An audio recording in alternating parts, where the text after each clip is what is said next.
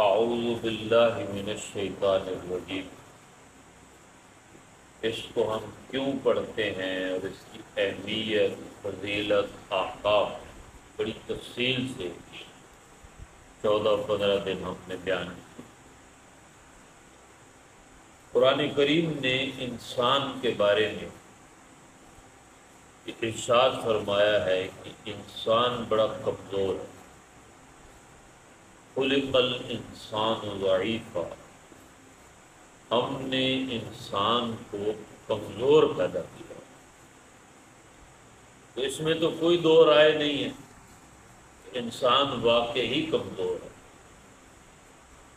اور انسان کے مقابلے کے اندر شیطان طاقتور ہے، اور شیطان کی طاقت جو ہے وہ دو طریقے سے ہے۔ ایک تو یہ ہے کہ یہ انسان میں شبہات پیدا کرتا ہے، اور ایک یہ ہے کہ یہ انسان میں شہوات پیدا کرتا ہے۔ شبہات کیسے پیدا کرتا ہے؟ کہ انسان کو شبہ ہونے لگ جاتا ہے، شک میں پڑ جاتا ہے اپنے ایمان کے معاملے میں، اپنے عقیدے کے معاملے کے اندر، اور یہاں تک کہ یہ انسان شیطان کی اس وسوسے میں آ کے ایمان سے بھی ہاتھ دھو بیٹھتا ہے۔ اس لیے بعض اہل علم نے لکھا ہے کہ یہ جو فکری ارتداد ہے، یعنی لوگ فکری طور پہ مرتد ہو چکے ہیں، شکل مسلمانوں والی ہے، نام مسلمانوں والا ہے، سوسائٹی مسلمانوں والی ہے، یونین کونسل میں لکھا ہوا ہے مذہب کے خانے میں کہ یہ مسلمان ہے، لیکن فکری طور پر یہ اندر سے بالکل فارغ ہو چکا ہے، ایمان سے فارغ ہو چکا ہے۔ شیطان نے اتنا اس انسان کو شبہات کر رکھا ہے۔ اور دوسری چیز جو شیطان پیدا کرتا ہے وہ شہوات ہے، شہوت، خواہش نفس، کہ انسان غلط کام کی خواہش اس کے اندر پیدا ہوتی ہے اور وہ کر گزرتا ہے۔ اب خواہش جو ہے یہ خود پیدا نہیں ہوتی، یہ کوئی پیدا کر رہا ہے، تو وہ پیدا کون کر رہا ہے؟ وہ شیطان کر رہا ہے۔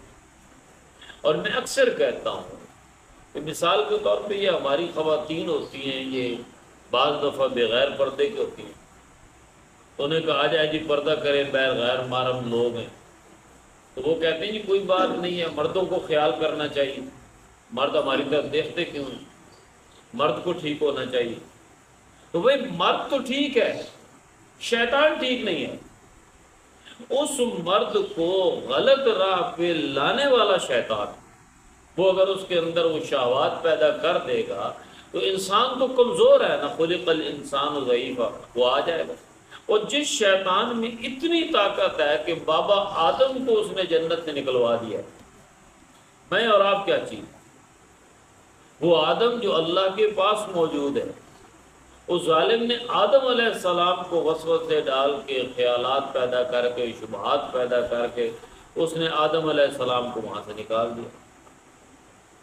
تو اس لیے کہا کہ اس شیطان سے بچنے کے لیے یہ ضروری ہے کہ تعوذ پڑھا جائے، اعوذ باللہ من الشیطان الرجیم۔ اسی سے تعویذ بھی اسی کو کہتے ہیں۔ تعویذ کا مطلب یہ ہوتا ہے کسی چیز کو پناہ کے اندر لے لینا۔ اب اس کا ترجمہ اور تلفظ بس آخری بات جو ہے وہ پڑھنے والا ہے۔ ہمارے ہاں اعوذ باللہ من الشیطان الرجیم غلط پڑھا جاتا ہے، اعوذ باللہ من الشیطان الرجیم پڑھا جاتا ہے، اعوذ یہ غلط ہے، اعوذ باللہ من الشیطان الرجیم، اعوذ باللہ من الشیطان الرجیم۔ اب اس کا ترجمہ کیا ہے؟ اعوذ، میں پناہ مانگتا ہوں، کس کی؟ باللہ، اللہ کی۔ اب ترجمہ یاد رکھیے گا، اعوذ میں پناہ مانگتا ہوں، باللہ اللہ کی، کس سے؟ من الشیطان، شیطان سے، الرجیم جو مردود ہے۔ میں اللہ کی پناہ مانگتا ہوں شیطان مردود سے۔ مردود میں نے بتایا تھا جو رد کیا گیا ہو، جو دھتکارا گیا ہو، اور شیطان لفظ خود اس کا مطلب یہ ہے دھتکار دیا گیا، رجم کیا گیا ہو۔ من الشیطان الرجیم، رجم کہتے ہیں سنگسار کرنے کو، کہ کوئی مرد اور عورت شادی شدہ اگر وہ میاں بیوی نہیں ہیں اور ان کے ناجائز تعلق بن جاتا ہے، زنا کرتے ہیں، تو عدالت ان کو رجم کرتی ہے، سنگسار کرتی ہے، پتھر مارتی ہے، تو پتھر مار کے اس کو ختم کیا جاتا ہے۔ تو مردود کا مطلب یہ ہوتا ہے ختم کرنا۔ اعوذ، میں پناہ مانگتا ہوں، میں پناہ طلب کرتا ہوں، میں پناہ میں آتا ہوں، کس کی؟ باللہ، اللہ کی، کس سے؟ من الشیطان الرجیم، شیطان مردود سے۔ اللہ تعالیٰ ہمیں قرآن کو سمجھنے کی توفیق عطا